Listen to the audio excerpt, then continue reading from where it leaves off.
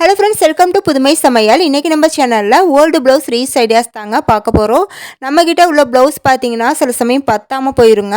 அது மட்டும் இல்லாமல் அது ரொம்பவே அழகான ப்ளவுஸாக இருக்கும். அதை நமக்கு தூக்கி போடவும் மனசு வராது.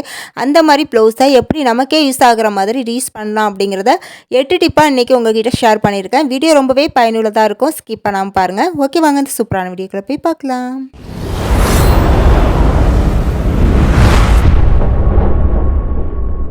நான் இன்றைக்கி எடுத்துருக்கிறது பார்த்தீங்கன்னா இந்த ப்ளவுஸ் தாங்க. கோல்டன் கலரில் எம்ப்ராய்டிங் போட்டு அதில் வந்து லைட்டாக ஜமுக்கி வச்ச மாதிரி இருக்குங்க.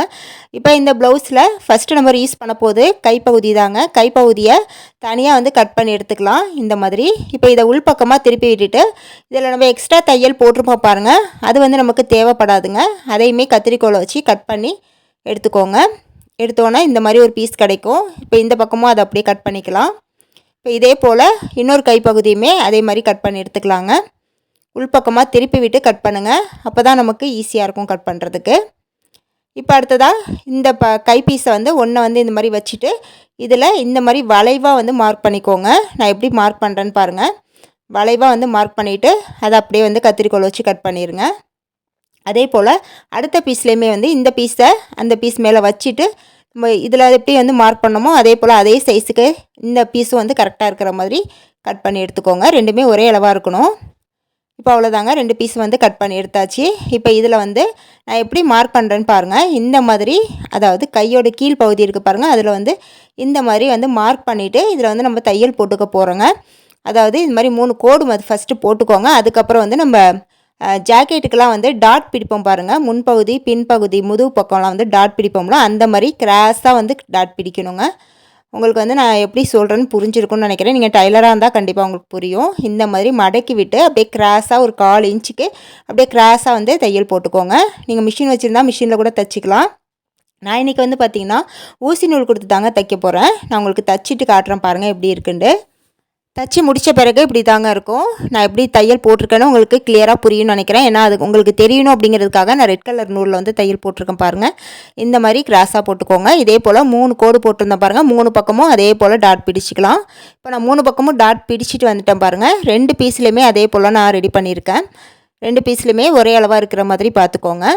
இப்போது இந்த 2 பீஸையுமே ஒன்றா இது போல் வச்சுட்டு இதோட ஓரங்களில் வந்து நம்ம தையல் போட்டுக்கணுங்க. அதை நம்ம வளைவாக கட் பண்ணியிருந்தோம் பாருங்கள், அந்த ஓரங்களில் அப்படியே தையல் போட்டுட்டு வந்துடுங்க. இதுக்குமே நான் ஊசி நூல் கொடுத்து தான் தைச்சிக்கிறேன். நீங்கள் மிஷினில் தைச்சா இன்னுமே நல்லா ஸ்ட்ராங்காக இருக்குங்க. இப்போ தைச்சி முடித்த பிறகு அடுத்து வந்து அந்த ப்ளவுஸில் பின்பக்கம் வந்து நம்ம கட்டுறதுக்கு வந்து கயிறு மாதிரி வச்சுருப்போம் பாருங்கள், கோல்டன் கலரில்.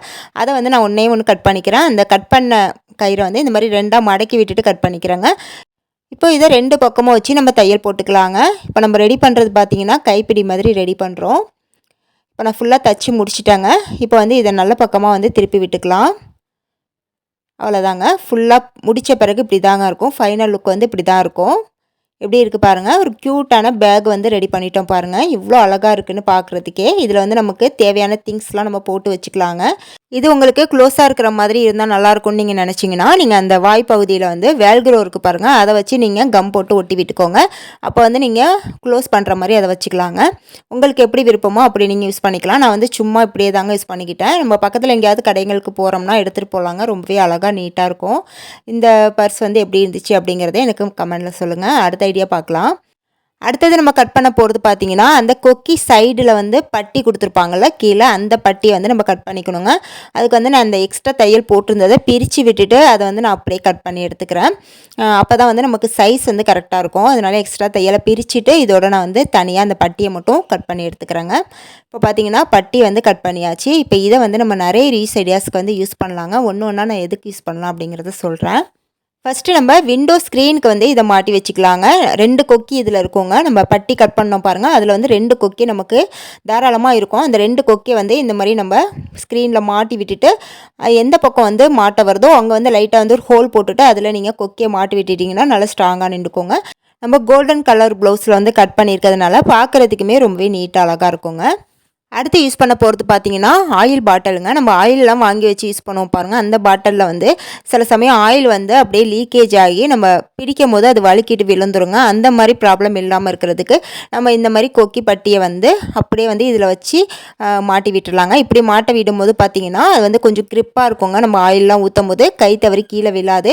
அதே சமயம் பார்த்தீங்கன்னா அந்த ஆயில் வந்து லைட்டாக வலிஞ்சாலுமே கூட அந்த துணியில் தான் வந்து அது கலெக்ட் ஆகிக்கோங்க. அதை தவிர்த்து வந்து அது கீழே வந்து வலியாது. அப்போ நம்ம எண்ணெய் பாட்டில் வைக்கிற இடமும் வந்து ரொம்ப வந்து அதிகமாக எண்ணெய் பிசுக்கு இல்லாமையும் இருக்குங்க. அடுத்து எதுக்கு யூஸ் பண்ண போகிறோம் அப்படின்னு பார்த்தீங்கன்னா அயன் பாக்ஸு தாங்க. அயன் பாக்ஸில் வந்து ஒயரை நம்ம என்ன தான் சுற்றி வச்சாலுமே அது கீழே விழுந்துக்கிட்டே இருக்குங்க.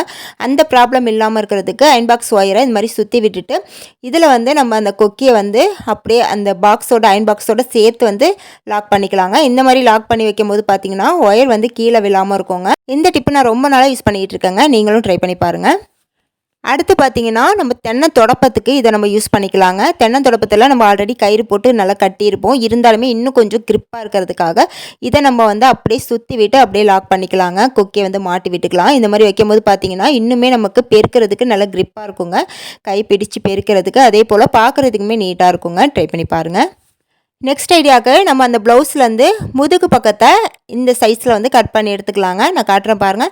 இந்த மாதிரி ரெக்டாங்கிள் ஷேப்பில் வந்து நம்ம தனியாக கட் பண்ணி எடுத்துக்கலாம். இப்போ இந்த ஷேப் வந்து கொஞ்சம் அன்இவனாக இருக்கிறதுனால நான் கரெக்டான ஷேப்பில் வந்து அப்படியே கட் பண்ணி எடுத்துக்கிறேங்க. நீங்கள் வந்து மெஷர்மெண்ட் பண்ணி கூட கட் பண்ணிக்கலாம், உங்கள் விருப்பம் தான். நான் சும்மா அப்படியே வந்து கட் பண்ணி எடுத்துக்கிறேன்.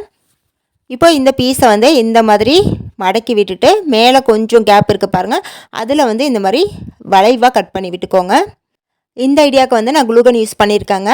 நீங்கள் வந்து தையல் மிஷினில் கூட தைச்சிக்கலாம். அப்படி இல்லைனா ஊசி நூல் கொடுத்து கூட நீங்கள் தைச்சிக்கலாங்க. எனக்கு வந்து டைம் இல்லை அப்படிங்கிறதுனால நான் குளூகன் வச்சு டக்குன்னு வேலையை முடிச்சிட்டேன். இப்போ பார்த்தீங்கன்னா இதோட 2 பக்கத்துலேயும் வந்து இந்த மாதிரி குளூகன் அப்ளை பண்ணிவிட்டு இதை அப்படியே வந்து மடக்கி விட்டுக்கணுங்க. நம்ம அந்த வளைவாக கட் பண்ண பாருங்கள், அது வரைக்குமே இந்த மாதிரி மடக்கி விட்டு ஒட்டி விட்டுக்கோங்க. குளூகன் போடுறதுனால ஸ்ட்ராங்காக இருக்குமா நான் நினைக்காதீங்க, நல்லாவே ஸ்ட்ராங்காக இருக்குங்க. பார்த்தீங்கன்னா இந்த மாதிரி 2 பக்கமும் வச்சு ஒட்டி விட்டுட்டேன். இதுக்கப்புறம் பார்த்தீங்கன்னா இதோட ஓரத்தில் வந்து இந்த மாதிரி ஏதாவது ஒரு லேஸ் இருந்தால் அதை வச்சு நம்ம ஒட்டி விட்டுக்கலாங்க. அப்போ பார்க்க வந்து கொஞ்சம் நீட்டாக அழகாக இருக்குங்க. அதனால் இப்போ 2 சைடும் ஒட்டி விட்டுட்டு இதோட மேல் பக்கம் இருக்க பாருங்கள், இந்த வளைவாக கட் பண்ணியிருந்தோம்ல அதுலேயுமே அந்த மாதிரி வளைவாக லேஸை வச்சு ஒட்டி விட்டுக்கிறேன். இப்போவே உங்களுக்கு தெரிஞ்சிருக்கும் நம்ம என்ன ரெடி பண்ணுறோம் அப்படின்ட்டு. ஆமாங்க, ஒரு குட்டி பர்ஸு தான் நம்ம ரெடி பண்ணுறோம். இப்போ ஒட்டி முடித்ததுக்கப்புறம் இது வந்து ஓப்பன் அண்ட் க்ளோஸ் இருக்கிற மாதிரி இருந்தால் இன்னுமே நல்லாயிருக்குங்க. அதனால் நான் என்ன பண்ணுறேன்னு பார்த்தீங்கன்னா வேல்க்ரோ இருக்குது பாருங்கள், அதை வந்து இந்த சைஸில் வந்து கட் பண்ணிவிட்டு இது 2 வேல்க்ரோமே வந்து 2 பக்கம் வச்சு ஒட்டி விட்டுக்கிறேன். அப்போ வந்து நமக்கு ஓப்பன் பண்ணுறதுக்கும் க்ளோஸ் பண்ணுறதுக்கும் வசதியாக இருக்குங்க. இதில் வைக்கிற திங்ஸ் வந்து நமக்கு கீழே விழாமல் இருக்கும். இப்போ நான் 2 பக்கமும் வந்து வேல்க்ரோ வச்சு ஒட்டி விட்டுக்கிறேன். இப்போ அவ்வளோதாங்க, ஒரு க்யூட்டான குட்டி பர்ஸ் வந்து ரெடி பண்ணிட்டோம் பாருங்கள். பார்க்கவே எவ்வளோ அழகாக நீட்டாக இருக்குன்ட்டு. இதில் வந்து நம்ம சில்லற பணம், சில்லற காசு இதெல்லாம் வந்து நம்ம போட்டு ஸ்டோர் பண்ணி வச்சுக்கலாங்க. அது மட்டும் இல்லாமல் ஹேர் பின்னு, அப்புறம் சேஃப்டி பின்னு, இந்த மாதிரி சின்ன ஐட்டம்ஸ் கூட நம்ம இதில் வச்சுக்கலாம். அப்படி இல்லைனா ஹெட்செட் இருக்குது பாருங்கள், அந்த மாதிரி ஐட்டம் கூட நம்ம வச்சுக்கலாங்க. நம்ம விருப்பம் தான். நான் வந்து சில்லற காசு போடுறதுக்காக தாங்க இது ரெடி பண்ணேன். இதை வந்து நம்ம சில்லற காசு போட்டுட்டு நம்ம ஹேண்ட்பேக்கில் வந்து வச்சு எடுத்துகிட்டு போகலாங்க. நமக்கு சில்லற காசு டக்குன்னு தேவைப்படுறப்ப நம்ம கையை விட்டு உள்ளார தேடிக்கிட்டு இல்லாமல் இந்த மாதிரி நம்ம பர்ஸ் வச்சுருந்தோம்னா இதுலேருந்து நம்ம டக்குன்னு எடுத்து யூஸ் பண்ணிக்கலாங்க. இந்த குட்டி பர்ஸ் எப்படி இருந்துச்சுன்னு எனக்கு மறக்காமல் கமெண்ட்டில் சொல்லுங்கள். அடுத்த ஐடியாவுக்கு நான் எடுத்துருக்கிறது பார்த்தீங்கன்னா அந்த கொக்கி இருக்குது பாருங்கள், அதாவது ப்ளவுஸுக்கெலாம் வந்து வைப்போம்ல கொக்கி, அதுதான் எடுத்திருக்கேன். இது வந்து நான் புது கொக்கி தாங்க எடுத்திருக்கேன், பழசு வந்து நான் எடுக்கலை. நீங்கள் வந்து பழைய ப்ளவுஸில் வந்து கொஞ்சம் புதுசாகவே இருக்கும் பாருங்கள் கொக்கி, அந்த மாதிரி கொக்கி இருந்தால் கூட நீங்கள் எடுத்துக்கலாம். இப்போ இந்த கொக்கியை வச்சு தாங்க நம்ம ஒரு ரீஸ் ஐடியாஸ் வந்து பார்க்க போகிறோம். இது எப்படி இருக்குது அப்படின்னு சொல்லிட்டு நீங்கள் தான் எனக்கு கமெண்ட்டில் சொல்லணும்.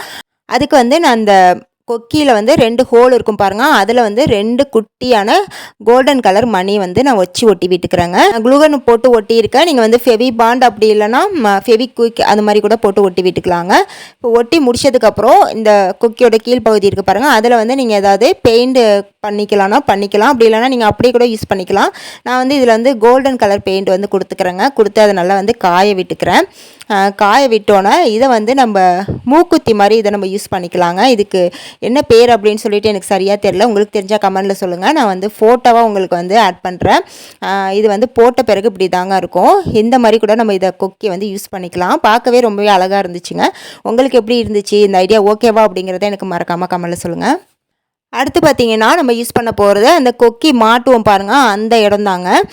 அந்த இடத்த வந்து இதோடு வந்து நம்ம கட் பண்ணி எடுத்துக்கலாம். இப்போ இதை வந்து நம்ம எதுக்கு யூஸ் பண்ண போகிறோம்னு பார்த்தீங்கன்னா, நம்மக்கிட்ட கொஞ்சம் வந்து நம்ம அதாவது கொக்கி மாட்டும் போது கொஞ்சம் வந்து நமக்கு டைட்டாக இருக்குங்க. அந்த மாதிரி ப்ளவுஸில் வந்து இந்த பீஸை வந்து நீங்கள் வச்சு அப்படியே வந்து ஒரு ஸ்டிச் பண்ணிக்கோங்க. இப்படி ஸ்டிச் பண்ணிக்கிட்டிங்கன்னா நமக்கு கொக்கி மாட்டுறதுக்கு வந்து கொஞ்சம் சிரமம் இல்லாமல் இருக்குங்க. அதாவது கொஞ்சம் வந்து இன்க்ரீஸ் ஆகும், அதோட சைஸ் வந்து ஒரு இன்ச்சு வந்து நமக்கு இன்க்ரீஸ் ஆகுங்க. ரொம்ப டைட்டாக இருக்குது அப்படிங்கிற பட்சத்தில் நீங்கள் இந்த மாதிரி கூட அட்டாச் பண்ணி கூட யூஸ் பண்ணிக்கலாங்க. இதுவுமே ஒரு சின்ன ஐடியா தான், பிடிச்சிருந்தா ட்ரை பண்ணி பாருங்கள். ஓகே ஃப்ரெண்ட்ஸ், இந்த வீடியோவில் சொன்ன எல்லா ஐடியாவுமே உங்களுக்கு பிடிச்சிருக்குன்னு நினைக்கிறேன். உங்களுக்கு எந்த ஐடியா பிடிச்சிருந்துச்சி அப்படிங்கிறத மறக்காமல் கமெண்ட்டில் சொல்லுங்கள். வீடியோக்கு அப்படியே ஒரு லைக்கை தட்டி விட்டுருங்க. இது போல் நிறைய யூஸ்ஃபுல்லான வீடியோஸ் தெரிஞ்சுக்க நம்ம புதுமை சமையல் சேனலை சப்ஸ்கிரைப் பண்ணி வச்சுக்கோங்க. நெக்ஸ்ட்டு சூப்பரான வீடியோவில் வந்து மீட் பண்ணுறேன். தேங்க்ஸ் ஃபார் வாட்சிங்.